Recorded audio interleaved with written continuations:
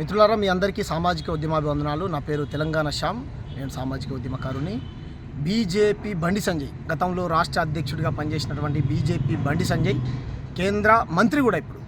ఆ సన్నాసి మరి తెలిసి మాట్లాడుతుండో తెలియక మాట్లాడుతుండో తెలియదు. ప్రజా యుద్ధ నవక గద్దర్ అన్న పైన అవమానకరంగా మాట్లాడడమే కాకుండా ఈయన ఎవడు అడిగిండు? మేము అడిగినామా? నీ పద్మశ్రీ, పద్మభూషణ్, భారతరత్న అవార్డులు గద్దరన్నకు కాలి గోడితో సమానం. అంత గొప్ప వ్యక్తి గద్దరన్న. కాబట్టి అవార్డుల కోసమో రివార్డుల కోసమో పనిచేసేవాడు కాదు గద్దరన్న. కాబట్టి బండి సంజయ్, నువ్వు గద్దరన్న చరిత్రను తెలుసుకో. నీ భారతీయ జనతా పార్టీ కార్యకర్తలను చంపిండా?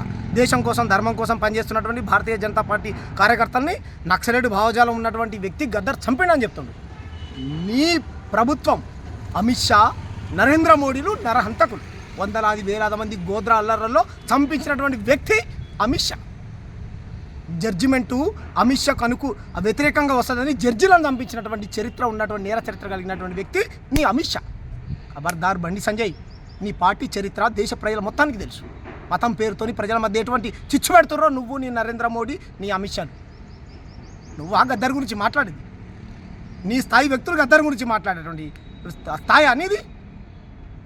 నీ బీజేపీ కార్యకర్తలను అడుగు, గద్దర్ గురించి చెప్తారు. సిగ్గుండాలా నీకు? మంత్రివి నువ్వు, సిగ్గుపడు. ఎవరికి ఇవ్వాలనో వాళ్ళకి ఇస్తారంట. ఎవరికి ఇస్తారు? మందకృష్ణకి ఇచ్చిర్రు, మేమందరం అభినందించినాం. మందకృష్ణ అనేక సంవత్సరాల నుంచి పేద వర్గాల కోసం పనిచేస్తుండు, సంతోషం. తెలంగాణ నుంచి మందకృష్ణ ఒక్కడే ఉన్నాడా? ఎంతమంది లేరు సినీ ప్రముఖులు? ఒక దర్శకుడిగా ఇచ్చినావా? ఒక నిర్మాతగా ఇచ్చినావా? ఒక నటీనటులుగా తెలంగాణ వాళ్ళకి ఇచ్చినావా? నువ్వు గుజరాత్ తోటి చెప్పులు మోసా బానిసవు నువ్వు. ఒక్కడికా మందకృష్ణకు ఒక్కడికా ఇచ్చేది? ఖబర్దార్ బండి సంజయ్, నువ్వు క్షమాపణ చెప్పాలి. నీ బీజేపీ జెండా తెలంగాణలో లేకుండా చేస్తాం. ఖబర్దార్. గద్దర్ అంటే మా ఆత్మగౌరవం, గద్దర్ అంటే మా ప్రాణం. ఆదిలాబాదు, కరీంనగర్, ఖమ్మం, మహబూబ్నగర్, తెలంగాణ, ఆంధ్రప్రదేశ్లో ఏ గడపకైనా పోయి చూడు, పేదవాడి ఇంట్లో భగవంతుడు పక్కన గద్దర్ ఉంటాడు. That is Gaddar. గద్దర్ అంటే ఒక విప్లవం. ఎవడు భావజాలాలు వాడికి ఉన్నాయి అన్నప్పుడు, ఎస్, మార్క్సిస్ట్ భావజాలతో పెరిగినటువంటి వ్యక్తి గద్దర్. ఉస్మాన్ యూనివర్సిటీలో ఇంజనీరింగ్ చదువుకున్నాడు గద్దర్. నీ నరేంద్ర మోడీ, నీ అమిత్ షా, నీకు చదువు రాదు. ఇంజనీరింగ్ చదువుకున్నటువంటి వ్యక్తి చేసుకుంటే ఎక్కడైనా బంగారంలాగా ఫారెన్లో ఉద్యోగం చేసుకున్నట్టు. పేద ప్రజల కోసం గోచి గొంగడేసి, కాళ్ళు గజ్జలు కట్టి, గంతులేసి పేద ప్రజల్ని చైతన్యం చేసినాడు. మా నరనరాన పోరాట పటిమని నింపినాడు గద్దర్. నువ్వా మాట్లాడేది? గద్దర్ మీద కాల్పులు జరిపినప్పుడు చంద్రబాబు నాయుడు ప్రభుత్వం ఎందుకు పోయిండు? నీ దత్తాత్రేయపై కౌగలించుకొని. గద్దర్ చనిపోయినప్పుడు ఇదే నీ నరేంద్ర మోడీ, అమిత్ షా ఎందుకు సంతాప పేపర్లు పంపిర్రు? నీకు ఈ వర్గాల ఓట్లు కావాలి.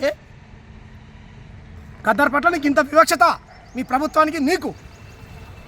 నీ అవార్డులు రివార్డులు ఎవడు అడగలే. అవార్డులకు అందనటువంటి కవి గద్దర్. మా హృదయంలో ఉన్నది ఆయనకు అవార్డు. 4 కోట్ల మంది తెలంగాణ ప్రజల గుండెల్లో ఉన్నది ఆయనకు అవార్డు. 9 కోట్ల మంది తెలుగు ప్రజల గుండెల్లో ఉన్నది తెలంగాణ కవిగా గద్దర్కు. ఆయన తెలంగాణలో పుట్టుండొచ్చు.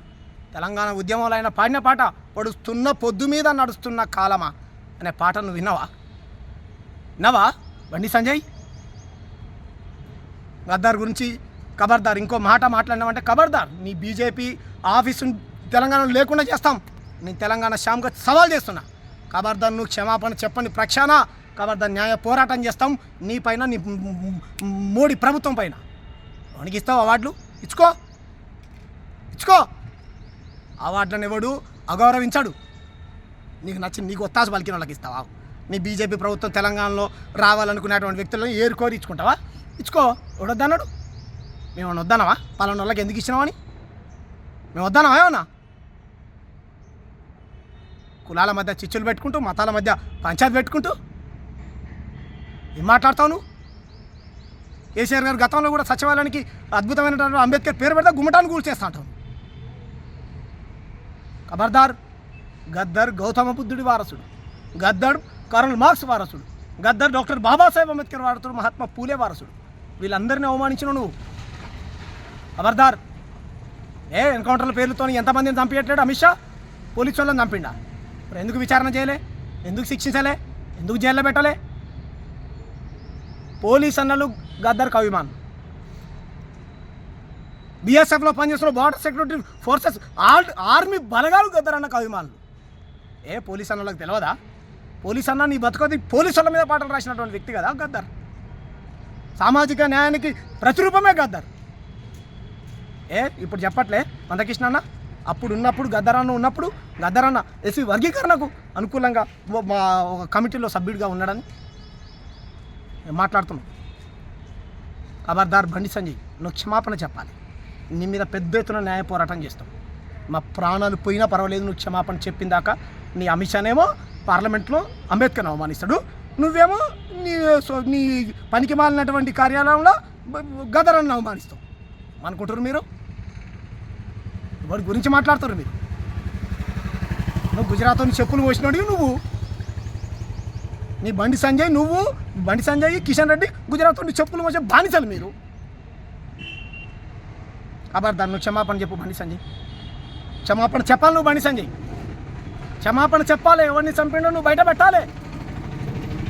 పోలీస్ అన్నలను చంపిండా? పోలీస్ అన్నలతోని పేద ప్రజల్ని చంపించిన వాళ్ళు మీరు కదా. ఎందుకు పుట్టింది ఈ దేశంలో నక్సలిజం? ఎందుకు పుట్టింది? నీ సాములు సన్నాసులు పేద ప్రజల్ని మతం పేరుతో లక్షల కోట్ల రూపాయలు దోచుకున్నటువంటి సాములు సన్నాసులుగా నువ్వు ఇచ్చుకునేది అవార్డులు రివార్డులు ఇచ్చుకో. ఎవలే ఆశారాం బాబా, ఎవరు డేరా బాబా, వీళ్ళ మీద ఎప్పుడన్నా ఖండించినావు? నువ్వు ఎవరు నిత్యానంద స్వామి? ఆడవాళ్ళతో అసభ్యకరంగా రొమాన్స్ చేస్తున్నాడు. ఈ దేశానికి ఆదర్శం.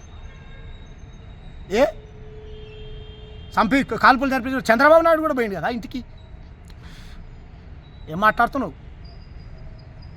ఖబర్దార్ బండి సంజయ్, క్షమాపణ చెప్పు బండి సంజయ్. ఈ చెప్పులు తీసుకొని కొడతాను నేను. ఖబర్దార్ బండి సంజయ్.